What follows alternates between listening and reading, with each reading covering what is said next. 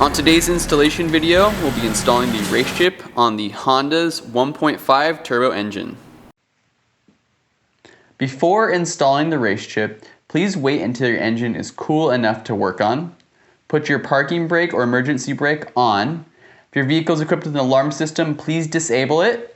Pop the hood, roll up the windows, close the doors, and press the lock button on your key fob and move that key fob 30 feet away. You're going to wait about 10 minutes after for all the electricity to clear from underneath the hood.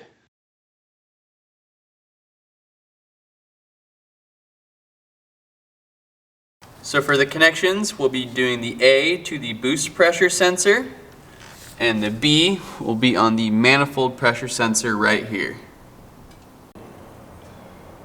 To remove the sensor plug on the boost pressure sensor, we're simply going to press down on the back of the sensor itself on the little black tab.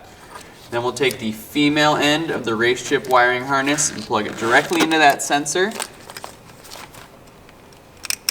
Make sure it clicks into place. Then we'll take the male end of the RaceChip wiring harness and put it right onto the sensor itself. Look underneath this wire bundle and just plug directly onto the sensor. Again, we want to make sure it locks into place with the click.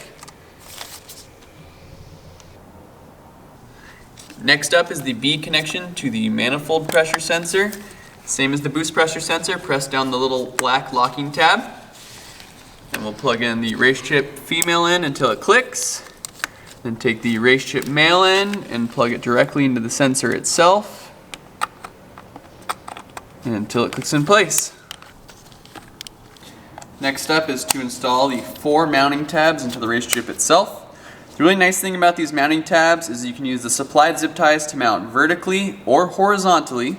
And if you ever need to remove the RaceChip for any mechanic service, you can go ahead and press the locking tabs to remove the mounting tab and leave the zip ties in place, but remove the RaceChip.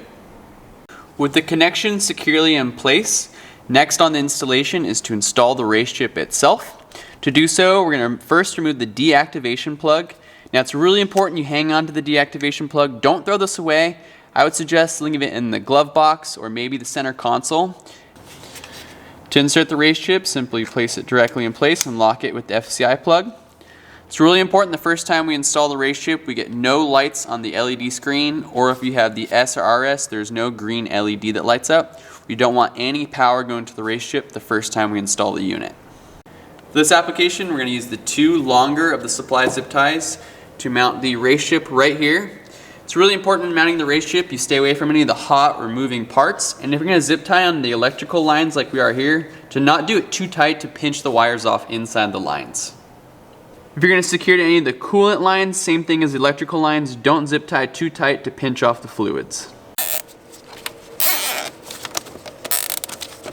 With the RaceChip securely mounted in place, we're going to zip tie the wiring harness out of the way of any hot or moving parts. Again, if we're going to zip tie to the electrical or fluid lines, we don't want to go too tight to pinch off the flow of the fluids or to pinch any of the electrical wires inside the wiring itself.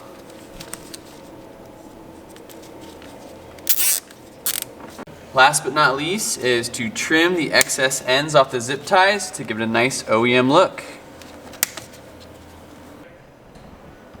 Start in the default setting of the RaceChip for the first time you test drive the car. If everything works great, you can then move the RaceChip to the next level up. Be aware that the car needs some time to adapt before releasing the full performance upgrade. Now, get out, drive, and enjoy your RaceChip.